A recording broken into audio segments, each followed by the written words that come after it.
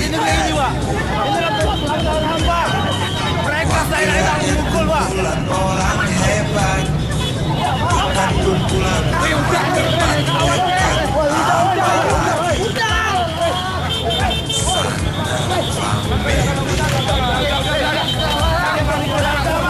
Di hati dan lidah kami berharap suara kami tolong dengarlah disampaikan.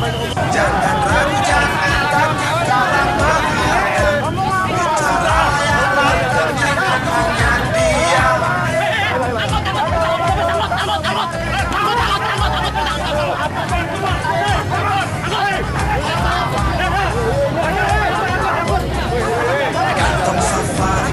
Secara kesejarahan ya memang yang dikatakan aktivis 98 ataupun aktivis 66 memang banyak sekali yang memang duduk di legislatif. Dalam artian seperti ini, kita tidak bisa menafikan bahwasanya mereka tidak bisa tergiur. Mungkin bisa saja saya pun esok atau lusa bisa tergiur. Cuman di sini masyarakat yang ada di pedesaan ataupun di pedalaman belum sama sekali merasakan bantuan-bantuan yang ada yang langsung disalurkan oleh pemerintah, seperti berobat gratis ataupun bantuan obat ataupun bantuan dokter dan lain sebagainya. Itu belum mampu dirasakan secara maksimal oleh masyarakat yang ada di pedalaman. Nah, tentunya kalaupun melihat UN ya dari ke tahun ini, boleh dikata siswa ini atau pelajar ini ya hanya sebatas kelinci percobaan oleh pemerintah. Ya tentunya pemerintah ya jangan tinggal diam ketika melihat ya apa yang disuarakan mahasiswa, apapun yang dituntut mahasiswa, ya ini coba dibicarakan, coba direalisasikan. Jangan hanya ketika kami turun ke jalan menyampaikan persoalan ini tidak ditanggapi secara serius. Nah, ketika tuntutan, aspirasi, persoalan yang kami sampaikan ini hanya sebatas masuk telinga kiri, keluar telinga kanan. Ini yang jadi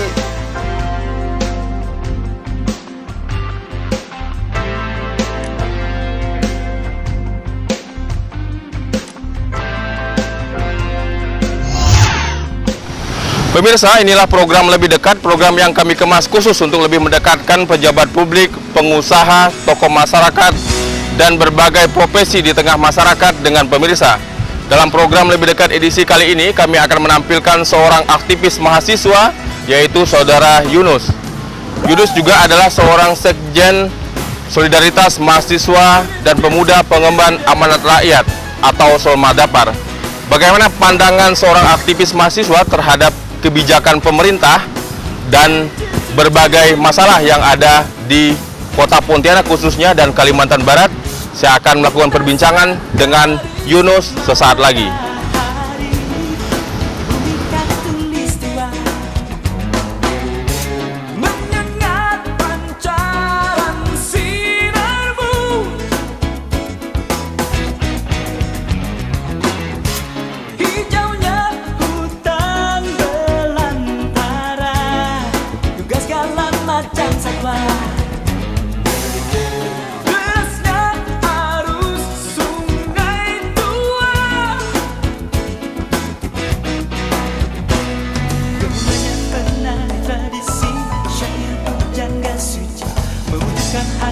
Pemirsa, saat ini saya sudah bersama dengan Yunus, seorang aktivis mahasiswa yang juga sekjen Solmadapar.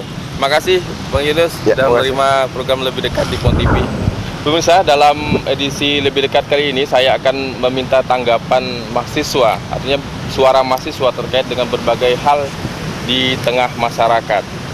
Nah, Bang Yunus, pertanyaan mendasar saya, kenapa setiap aksi-aksi mahasiswa ini dilakukan dengan cara berdemo gitu? Ini kan identik dengan aksi mahasiswa. Betul. Kenapa itu dilakukan begini? Ya, pertama sih memang secara kesejarahan ya memang dari dulu pun ya seperti itu yang terjadi.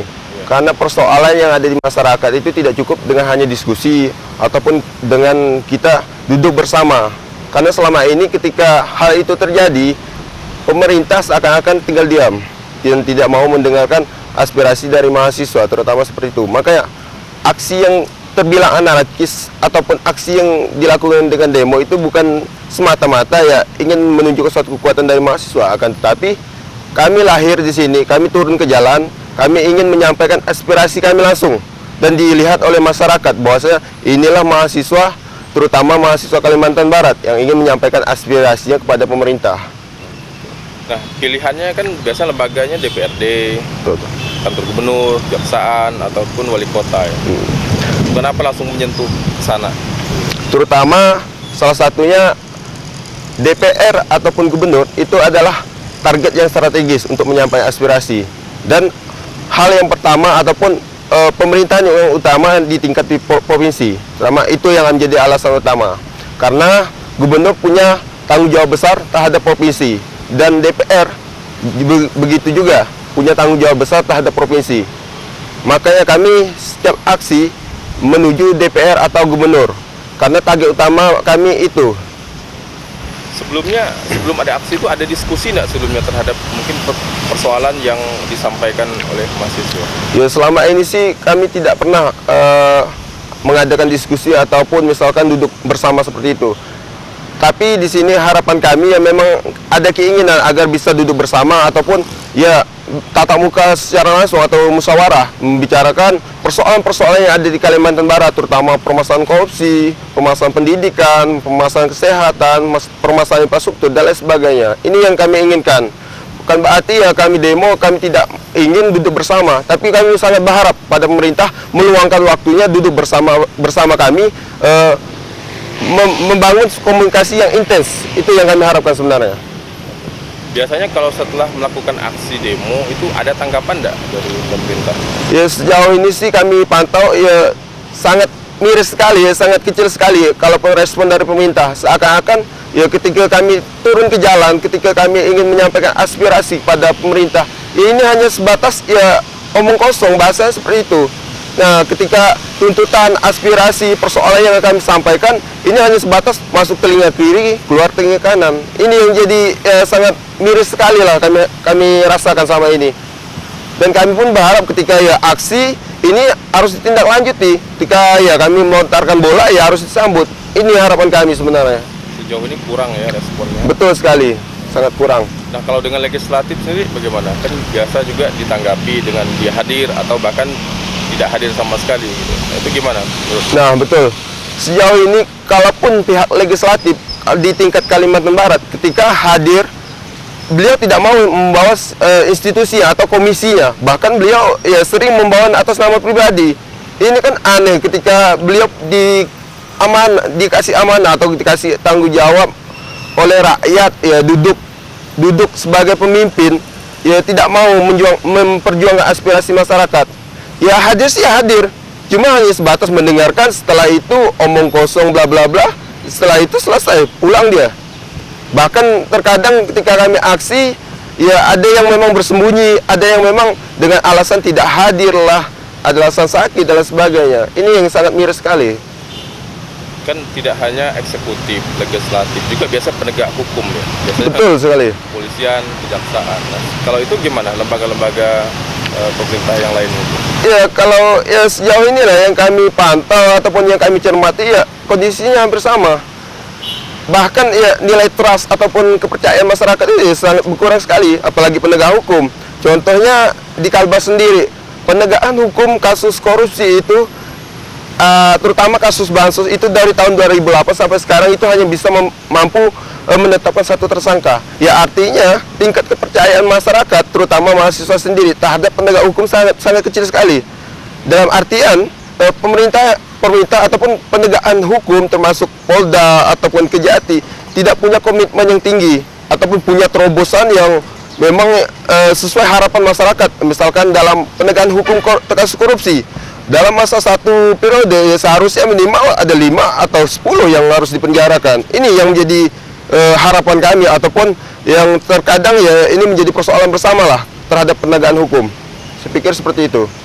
Nah, biasanya kalau melakukan aksi itu teman-teman mahasiswa berdasarkan data tidak atau diskusi-diskusi sebelumnya? Ya tetap kami berdasarkan data, ya kami berdasarkan analisa terutama ya apa yang kami dapat dari BPK ataupun dari media massa ataupun ya investigasi langsung. Inilah yang menjadi kekuatan kami. Nah selain itu fakta real, data yang paling real adalah yang kita lihat langsung di jalanan. Itu fakta real. Contohnya anak kecil yang seharusnya pada hari ini sekolah nyatanya masih berjualan koran. Ini kan fakta real yang tidak perlu harus pakai hitung-hitungan ataupun ya seperti kaum teknokrat yang menghitung-hitung berapa jumlah, berapa kerugian dan lain sebagainya. Inilah fakta real. Apalagi kalau berbicara pendidikan yang ada di perbatasan. Kalaupun ada masyarakat ataupun ya akademis ataupun siapalah yang pernah pergi ke perbatasan, ketika melihat kondisi real sekolahnya pasti akan berkata miris. Mungkin ya mengatakan ini seharusnya memang tidak pantas melihat fasilitas sekolah ataupun infrastruktur, fasilitas buku yang kurang memadai ataupun kondisi yang sekolahnya hampir ambruk. Ya inilah menjadi data ataupun kekuatan kami ketika kami turun ke jalan dan menyampaikan aspirasi kepada pemerintah. Ini apa sebenarnya yang terjadi? Apakah karena tidak ada keinginan atau kemauan atau karena apa? Menurut pandangan mahasiswa? Ya, pada dasarnya satu hal sih. Kalaupun memang etiket awal ketika dipilih ataupun katakan memang sejujur-jujur ataupun ya berkomitmen dalam hal ini ingin memajukan ataupun ingin merubah kondisi yang saat ini terpuruk, ingin lebih baik, ya tentunya harus tanamkan komitmen. Yang kami lihat selama ini ternyata ya, pemerintah kita hanya sibuk pada hal politik, tersibukkan hal-hal yang berbau uang atau tersibukkan dengan hal berbau proyek yang hanya menguntungkan pribadi mereka. Ya artinya ketika naik hal yang paling urgent ataupun hal yang paling esensial di pemerintahan seperti bagaimana memajukan pendidikan, bagaimana memperbaiki fasilitas sekolah, bagaimana kesehatan kita lebih terjamin, lebih baik, ataupun meningkatkan kualitas IPM kita, ini sangat dilupakan. Bahkan ya terkadang memang dilupakan saya pikir. Tapi mungkin ya kita juga tidak menutup mata kan, artinya pembangunan juga tetap ada tetap terlaksana gitu. Betul. Betul. Tetapi ini mungkin lebih kemajuannya agak kurang cepat atau gimana gitu ya. Betul. Ya memang kalaupun dikatakan ya ada pembangunan, ya jelas memang ada pembangunan, tapi ya kalau kita kalau kita lihat secara nyata pembangunan tidak semaksimal mungkin. Contoh konkretnya selama 1 tahun kepengurusan Cornelis, tingkat IPM kita hanya naik 3 digit. Nah, artinya kan ini sangat miris sekali.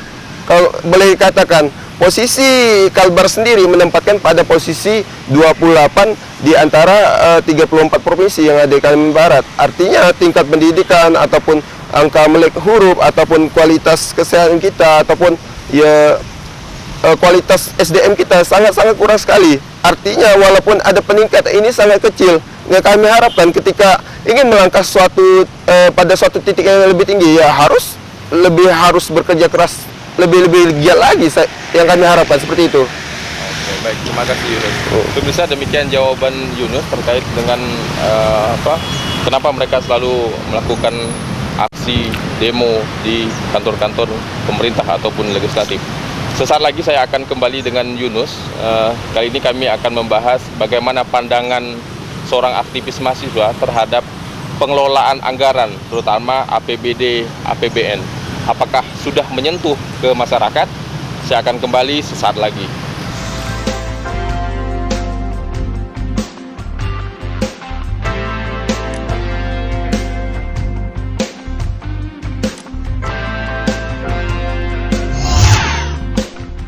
Ya tentunya pemerintah ya jangan tinggal diam ketika melihat ya apa yang disuarakan mahasiswa, apapun yang dituntut mahasiswa, ya ini coba dibicarakan, coba direalisasikan. Jangan hanya ketika kami turun ke jalan menyampaikan persoalan ini tidak ditanggapi secara serius.